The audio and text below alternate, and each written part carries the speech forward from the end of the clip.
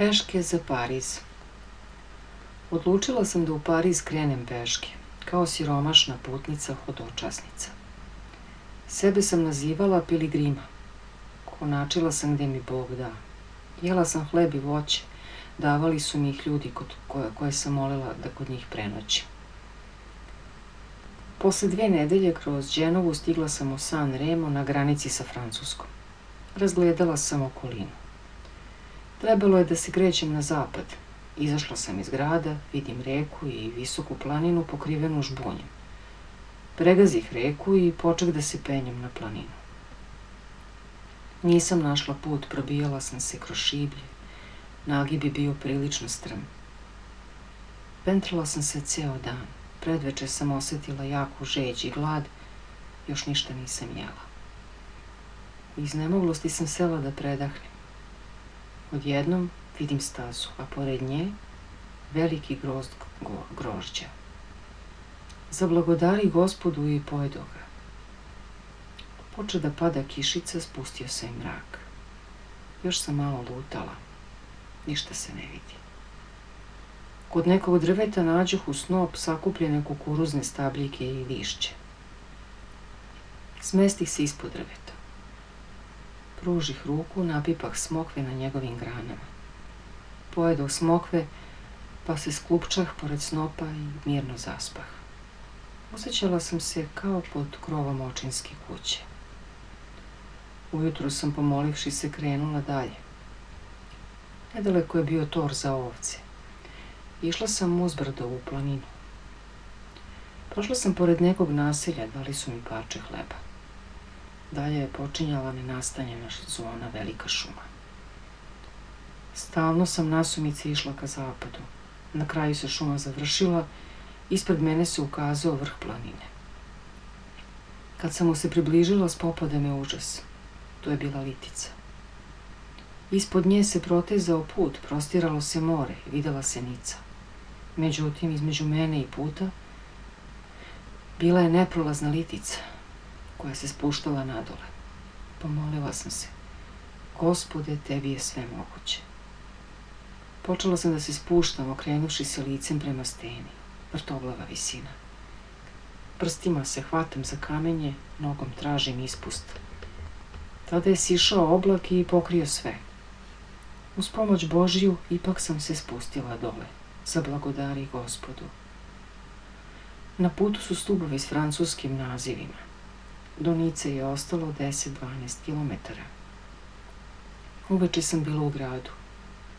Pitam prvog prolaznika da ne zna slučajno tu i tu rusku porodicu. Adresu su mi dali u Italiji. Ispostavilo se da je i on Rus. Kad je saznao da sam upravo doputovala, tako sam mu rekla, ponudio mi je da prespavam kod njega. Ja ću, kaže, da prenoćim kod druga, a vi ćete se odmoriti pa ćete sutra otići kod svojih poznanika. Mislim da žive daleko i sad je već kasno. Zablagodarivši Gospodu, krenula sam kod svog dobročinitelja. On mi je skuvao čaj i otišao. Ujutru mi je došao i pokazao mi put. Glava porodice koju sam tražila radio je kao upravnik imanja kod jednog francuskog grofa na 5 kilometara od Nice. Na kraju sam došla do svojih zemljaka. Dočekale su me njegova žena i kćerka. Ispostavilo se da su same. Muž sad nije kod kuće, grof je s porodicom već otputovao u Pariz i bit će nam drago ako budete neko vrijeme živjeli kod nas. Rekla sam da želim da se odmorim 3 dana. To je bio raskošan park u stilu Luja XIV. U velikom, prelepom dvorištu. Odveli su me u dvorac, spremili sobu. Sve je bilo zadivljujuće. Plavi zidovi od moarea, krevet ispod baldahina, svileni prekrivači, terasa koja je gledala na park. Kad su saznali da jedem voće, doneli su mi u kristalnoj činiji grožđe, breskve, a donesuši i hleb. Ostaviše ključeve, rekavši da ako želim, mogu sve da razgledam i da se okupam. Zablagodari Gospodu, diveći se promislu Božijem. Kada sam zaspala pod baldahinom, osjećala sam se pod istim onim očinskim krovom kao i dan ranije, u kukuruznom snopu pod kišom, Odmarala sam se. Duša mi je bila puna osjećanja zahvalnosti prema Gospodu. Bila sam radosna. Bilo mi je toplo i lako kao da mi je sva zemlja rodni dom.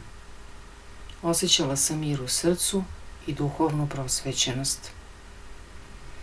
2 dana kasnije bio je praznik pokrova Presvete Bogorodice. Pričestila sam se u Ruskoj crkvi u Nici. Kad sam se već spremala da krenem, ljudi koji su došli na bogosluženje, pošto su saznali da nemam novca za put, zamoliše me da Hrista radi primim od njih pomoć. Osim toga, dali su mi adresu gde bih mogla nekoliko dana da stanujem dok se ne snađem. O sebi ništa nikome nisam govorila. Rekla sam da sam došla da nastavim školovanje. Posle pokrova došla sam do Pariza.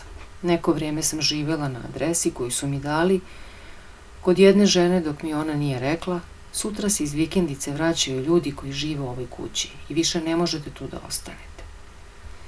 Morala sam da idem. Lutala sam po gradu do iznemoglosti. Odmarala se na klupi u parku, molila se Gospodu. U Ruskoj crkvi bogosluženje je kao u Firenci. Liturgija je samo nedeljom i praznikom i uoči toga bdenije. Jednom sam došla u crkvu, umorna, odmaram se. Prilazi mi žena crkvenog stražara, Ruskinja, i pita gde sam se smestila. Kažem da sam nedavno doputovala i da nemam sobu. Pitala je gde je ručak. Po promislu, pošto nikada ništa ne govorim o sebi, priznadoh da mi što se tiče ručka nije teško, pošto jedem samo voće, ali mi je bez sobe naravno teško. Sljedećeg dana posle službe ova žena me zove da dođem i kaže: radujte se, ima jedna soba za vas. I priča mi o svojoj drugarici koja popravlja zube kod jednog francuskog lekara, izvanrednog čoveka koji osim toga ne jede meso. Moja poznanica reče: šta ima čudno što ne jede meso? Evo kod nas ima jedna mlada Ruskinja koja ne jede ništa osim voća, ali sirota još nema sobu. Njena prijateljica mu je ispričala o meni. On je reče: imam na tavanu jednu slobodnu sobu, mogu besplatno da je ponudim. Žena mi je predala adresu. Zablagodari Gospodu.